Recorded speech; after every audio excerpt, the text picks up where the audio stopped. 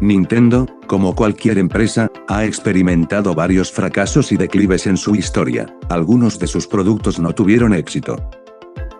Durante más de 40 años, Nintendo ha sido el rey del mundo de los juegos. La compañía japonesa ha dado muchos éxitos, desde Game Boy, Wii, Switch hasta el reciente Super Mario Bros. Película. Sus juegos son juguetones, lindos y memorables. Sus personajes desarrollados en la década de 1980 siguen siendo relevantes y tienen seguidores de culto. Pero de vez en cuando, la manzana de Asia también ha dado algunos fracasos que fracasaron miserablemente. Sin negar completamente el éxito rotundo de la gran N.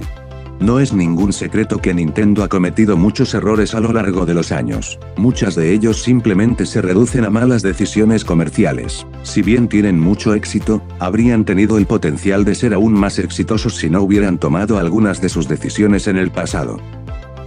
El gran problema con esto es que algunas de estas decisiones han hecho que Nintendo sea un hazmerreír en la mente del público. Independientemente de si la compañía crea una buena consola o juego, hay quienes simplemente entrarán en los foros de comentarios y dirán que solo tienen que darse por un poros.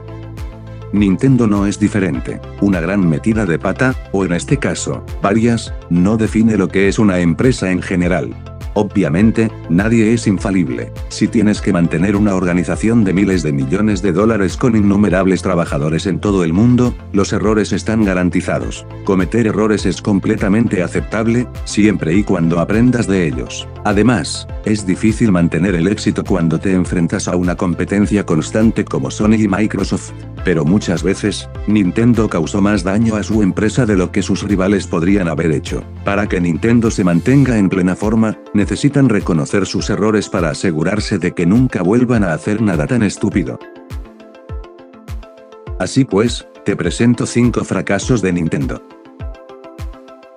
¿Por qué fracasó el Virtual Boy? La consola portátil que lanzó Nintendo en los 90s fue de sus proyectos más ambiciosos y también una gran decepción.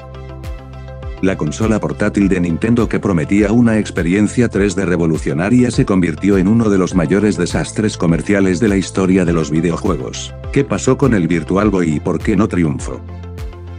Virtual Boy nació de la mente de Gunpei Yokoi, el legendario diseñador de Nintendo que creó la Game Boy, la Game & Watch y la saga Metroid, entre otros éxitos. Yokoi era un visionario que buscaba innovar y sorprender con sus creaciones, y que se interesó por la realidad virtual desde los años 80.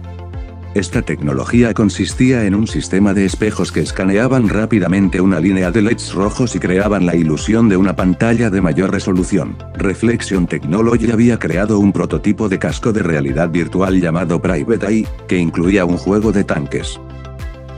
Se lanza en primicia en Japón el 21 de julio de 1995 y en Estados Unidos el 14 de agosto de 1995. El precio de la consola era de $180, y los juegos costaban entre $30 y $50. Los títulos de lanzamiento fueron Mario's Tennis, Red Alarm, Teleboxer y Galactic Pinball.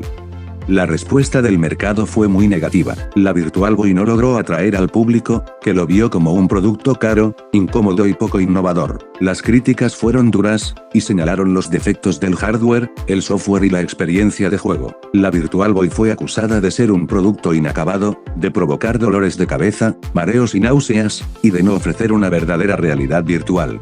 Las ventas fueron muy bajas, y no mejoraron con las sucesivas rebajas de precio. En total, se vendieron unas 770.000 unidades en todo el mundo, de las cuales 140.000 fueron en Japón. El catálogo de juegos se quedó en 22 títulos, de los cuales solo 14 se lanzaron en Estados Unidos. Nintendo decidió cancelar el proyecto y retirarla del mercado a principios de 1996, para centrarse en la Nintendo 64. ¿Por qué fracasó la Nintendo Wii U? ¿Qué ha pasado? ¿Cómo se equivocó Nintendo, una de las empresas más antiguas y respetadas de la industria de los videojuegos? ¿Y salió algo bueno de la era de la Wii U? ¿Cómo se recordará la máquina, si es que se recordará? Reggie Fils-Aimé, jefe de Nintendo América, dio una introducción obtusa y mostró el exclusivo mando Gamepad, con su pantalla integrada. Después de esto, vino un espectáculo de momentos de juego, luego nada. La multitud austó, pero cuando las luces se apagaron, algunos expresaron confusión. ¿Era el Wii U Gamepad una extensión de la Wii original? ¿Era una consola completamente nueva? Esa noche, en una entrevista con el Evening Standard, el difunto presidente de Nintendo, Satoru Iwata, declaró: debido a que pusimos tanto énfasis en el controlador, parecía haber algún malentendido. Su peculiar propuesta, el poco apoyo de terceros y un nombre que hizo a muchos creer que era una extensión de Wii provocó que, al final de su vida útil, apenas superara las 13 millones de unidades vendidas. El tiempo, además del relanzamiento de muchos de sus juegos en Switch, ha provocado que el público empiece a tener más estima por el sistema. Aún así, Wii U quedará para la historia como la consola de sobremesa menos exitosa de la compañía. Además, haber aparecido tras Wii y llegar justo antes que Switch no le hace ningún favor.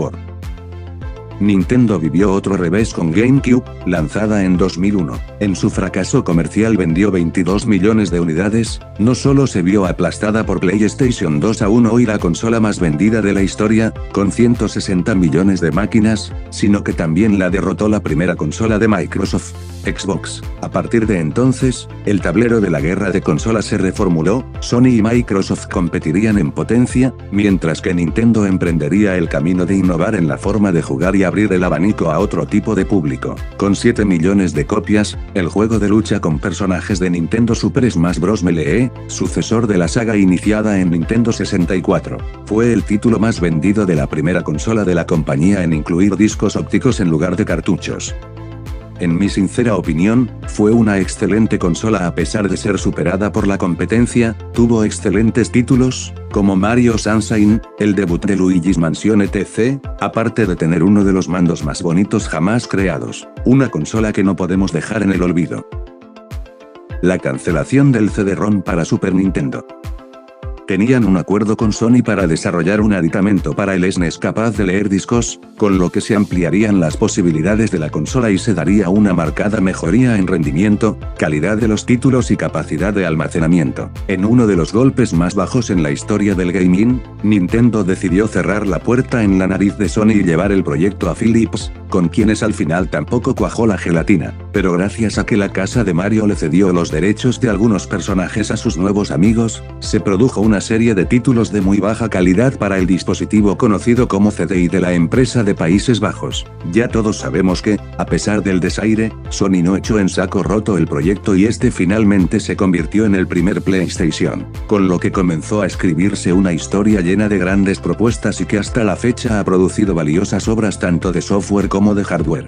Pero me parece muy interesante lo que hubiera pasado en la historia subsecuente, porque esta mancuerna hubiera afectado indudablemente el desarrollo del Nintendo 64 y el rumbo de Sony hubiera sido muy distinto. Hubiera sido un agregado valiosísimo para la consola de 16 bits y probablemente hubiéramos podido jugar ahí grandes clásicos como Final Fantasy VII o Symphony of the Night.